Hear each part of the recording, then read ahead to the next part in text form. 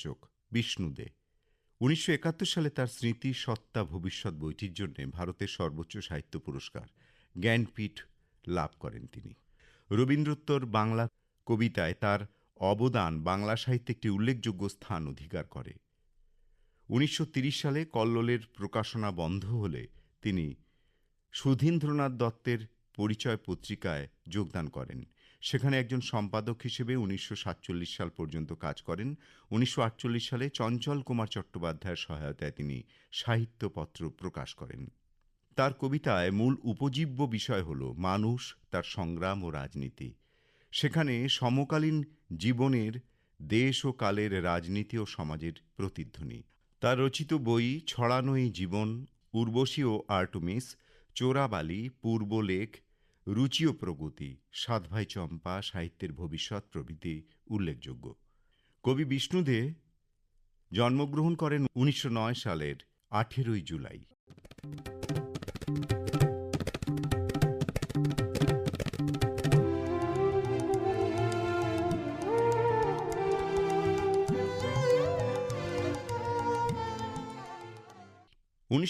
সালের ১৮ জুলাই জন্মগ্রহণ করেন নেলসন ম্যান্ডেলা।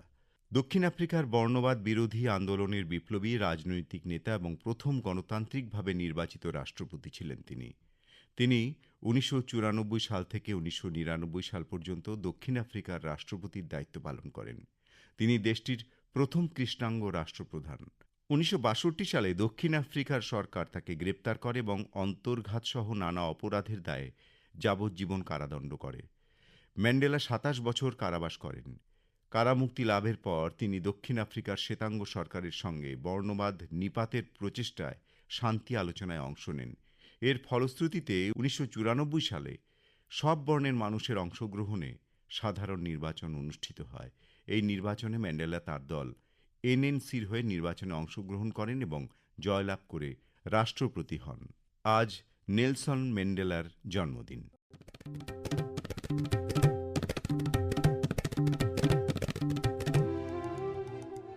এবারে চলে আসি প্রত্যুষার এ মাসের চিঠির বিষয়। প্রত্যুষার এ মাস অর্থাৎ জুলাই মাসের চিঠির বিষয় জীবন মানে পদ্ম পাতায় জল। এ নিয়ে চিঠি লিখেছেন সুব্রত পাল, খড়গ্রাম, মুর্শিদাবাদ থেকে। কেউ একটা যেন সর্বদা চিরন্তন মন্ত্র উচ্চারণ করে চলেছে। পদ্মপাতা নামক পৃথিবীতে জল জীবন মানুষকে স্বাগত। তোমাদের জন্য মহাকালের গর্ভ থেকে কিছুটা আয়ু বরাদ্দ রয়েছে। তোমরা তাকে সৎ ও সোজা পথে এগিয়ে নিয়ে যাবার চেষ্টা করো, যাতে আগামী পৃথিবী তোমাদের কর্মক্ষেত্রে স্মরণে রাখে। জন্মিলে মরিতে হবে, অমর কে কোথা কবে।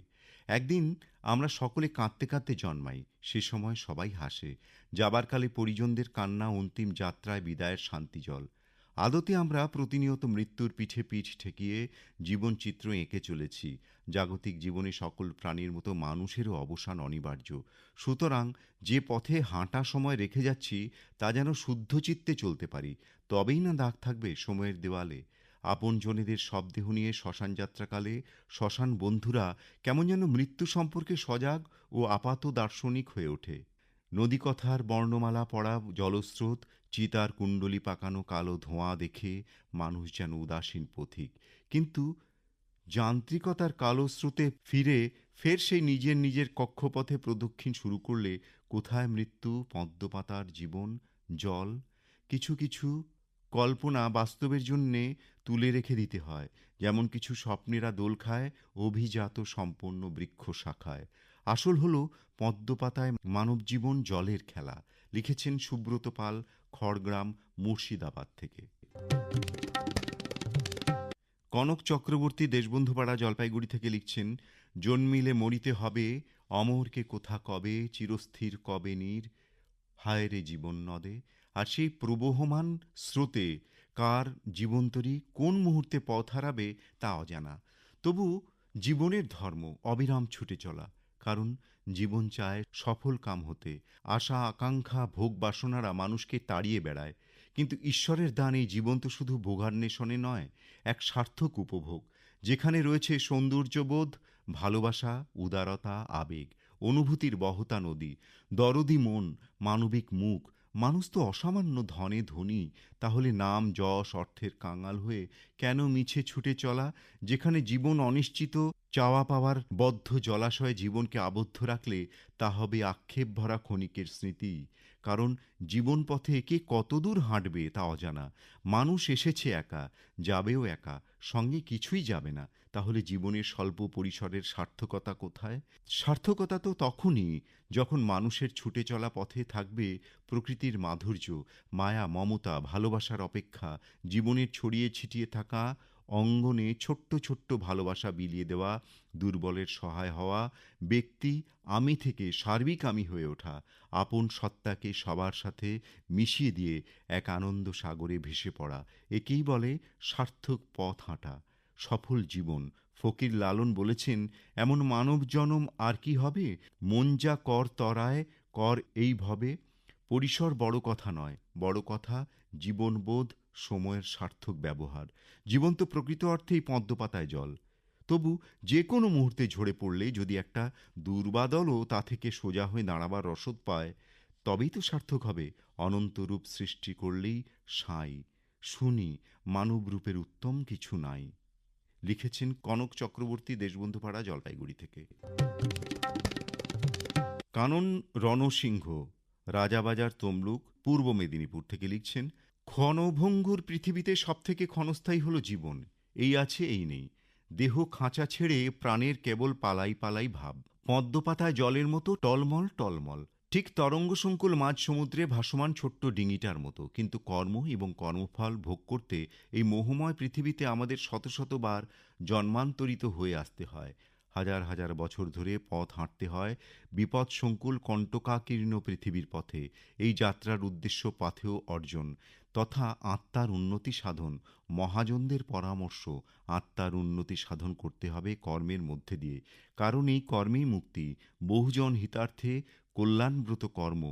তনু মন এক করে বৃক্ষরোপণকে জীবনের শখ হিসেবে গ্রহণ করেছিলাম সেই কৈশোরী বয়স থেকেই। কিন্তু পরিণত বয়সে এসে অনুভূত হলো এই পদক্ষেপেই সম্ভব উষ্ণায়ন পরিকীর্ণ পৃথিবীর বিষণ্ণতা দূর করা। এই প্রার্থনা, যতক্ষণ প্রাণ আছে এই প্রয়াস পরিব্যাপ্ত হোক সর্বজন মানুষে। তাই প্রদীপের নিচের অন্ধকার দূর করার জন্যে নিজেদের এলাকাকে আবিলতামুক্ত করার সার্বিক প্রয়াস হোক স্বতঃস্ফূর্ত। সমাজে অহরহ গজিয়ে ওঠা নানা বিষাক্ত ক্যাকটাসের ভয়াল কাঁটা মুক্ত করতে হবে নিজেদেরকে। সামনের বালিকা বিদ্যালয়ের পথ কণ্টকমুক্ত করতে কেবল একক নয়, সার্বিক প্রচেষ্টার প্রয়োজন। তবেই সম্ভব হবে আপন হতে বাহির হয়ে বাইরে দাঁড়ার প্রয়াস। লিখেছেন কানন রণসিংহ, রাজাবাজার তমলুক, পূর্ব মেদিনীপুর থেকে। প্রদীপ বসাক, হাটশিমলা, সমুদ্রগড়, পূর্ব বর্ধমান থেকে লিখছেন, শরতের এক শান্ত সকালে গ্রামের পাশের পুকুর পাড়ে বসেছিল রাহেল। চোখের সামনে ভেসে উঠছিল পদ্ম পাতার উপর জলবিন্দু। নরম আলোয় চকচক করছে, কিন্তু টিকতে পারছে না, ঠিক যেন জীবনের মতো। রাহেলের বাবা ছিলেন একজন মুচি। কঠিন জীবন, তবু মুখে হাসি লেগেই থাকত। রাহেল ছোট থেকেই স্বপ্ন দেখত বড় কিছু হবে, কিন্তু জীবনের পথে বাধা ছিল অনেক। মা হঠাৎ অসুস্থ হয়ে পড়ায় পড়াশুনো থেমে যায়। দিনমজুরির কাজ ধরে সংসার চালাতে হয়। তবু রাহেল হার মানেনি। রাতে চুপি চুপি বই পড়ত, দিনের শেষে ক্লান্ত শরীরে স্বপ্ন আঁকত নতুন জীবনের। বছর পাঁচেক পর সে এখন গ্রামের স্কুলের শিক্ষক। প্রতিদিন ছাত্রদের বলে, জীবন পদ্মপাতার জলের মতো, টিকতে না পারলে পড়ে যাবে, কিন্তু যতক্ষণ টিকে থাকো নিজেকে আলোকিত করে রাখো। পুকুর পাড়ের সেই জলবিন্দুর মতোই রাহেল জানে, জীবন ক্ষণিক, কিন্তু তাতে সৌন্দর্যের ঘাটতি নেই।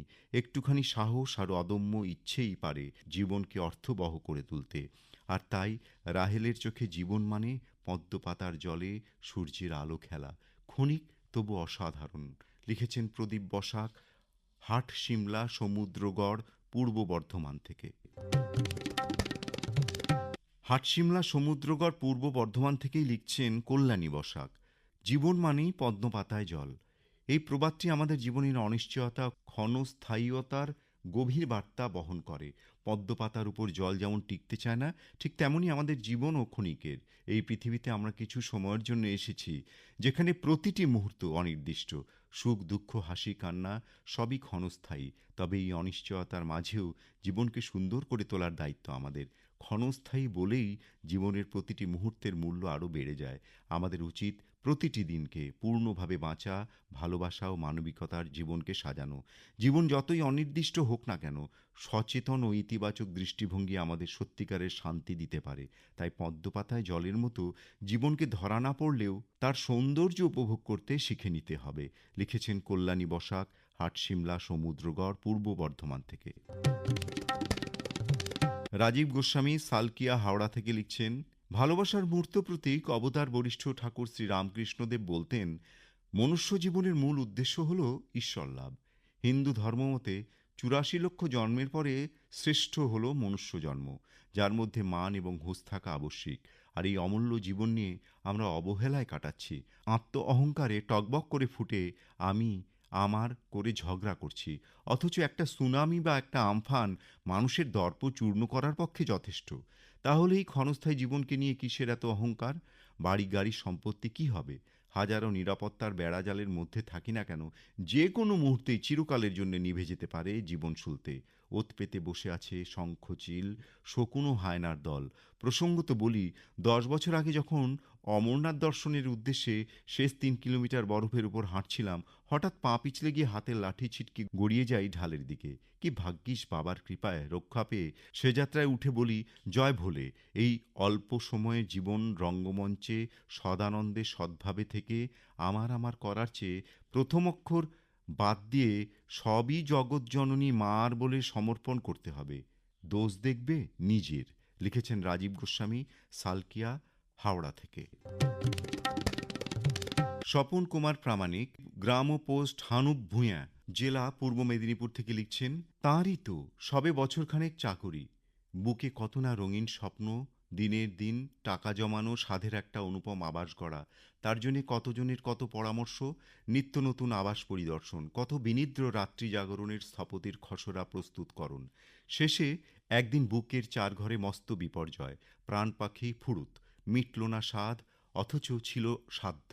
সামর্থ্য আর স্বাদ পুষে বুক পকেট আগলে রাখল, কিন্তু তার একটু নিচের ঘর সামলানোতে সে অক্ষম হলো। তেমনি আমরা সাধের সাধনা করছি বটে, আয়ুষ্কাল তো সীমাবদ্ধ এবং তা অননুমেয়, অনিরুদ্ধ। জীবনবাদী কবি বলেছেন, আয়ু যেন পদ্মপত্রে নীড়, অন্যজনের আপ্তবাণী, জীবন প্রবাহ বহিকাল সিন্ধু পানে ধায়। তবু নতুন বর্ষায়, নতুন উজ্জীবনে যখন আমরা মাতোয়ারা, ক্ষণজীবী জেনেও এ জীবন উপভোগে মশগুল, তখনই অমোঘ সত্যের হুঁশিয়ারি নাই বা দিলেন, বরঞ্চ সীমিত আয়ুষ্কালের ইতিবাচক কিছু অস্বস্তির হোক না আবাহন। জীবনের মূল্য আয়ুতে নয়, কল্যাণপুত কর্মে যখন, আসুন না এমন কিছু করি যাতে 3.5 হাত এক জন্মের অবয়ব টুটে অনন্তের বপু লাভ করি, মানুষের জন্য কিছু করে অমৃতত্বের আস্বাদন গ্রহণ করি। লিখেছেন স্বপন কুমার প্রামাণিক, গ্রাম ও পোস্ট, হানুপ ভূঁইয়া, জেলা পূর্ব মেদিনীপুর থেকে। এবারে প্রত্যুষার আগামী মাসের চিঠির বিষয় সম্পর্কে। প্রত্যুষার আগামী মাস আগস্ট মাস। আগস্ট মাস স্বাধীনতার মাস। মুক্তির মন্দির সোপান তলে শত সহস্র প্রাণ বলিদানে অর্জিত আমাদের স্বাধীনতা। 1947 সালের 15ই আগস্ট দিল্লির লালকেল্লায় ব্রিটিশ ইউনিয়নের জ্যাকের বদলে উড়তে লাগল ত্রিবর্ণ রঞ্জিত ভারতের গৌরবময় পতাকা। আগস্ট মাস প্রতিটি ভারতবাসীর কাছে তাই গর্বের মাস। আগস্ট মাস জুড়ে প্রত্যুষার বিষয় ভাবনা, এদেশ এদেশ আমার এদেশ। লিখুন প্রত্যুষায়, আপনার মতামত সমৃদ্ধ চিঠি পৌঁছনো চাই airprotyusha@gmail.com এই ঠিকানায়। এছাড়াও আপনি আপনার পত্র সাধারণ ডাকযোগেও পাঠাতে পারেন। চিঠি লিখবেন 200 শব্দের মধ্যে এবং তা পৌঁছনো চাই মাসের 25 তারিখের মধ্যে। প্রত্যুষার আগস্ট মাসের চিঠির বিষয়, এদেশ এদেশ আমার এদেশ।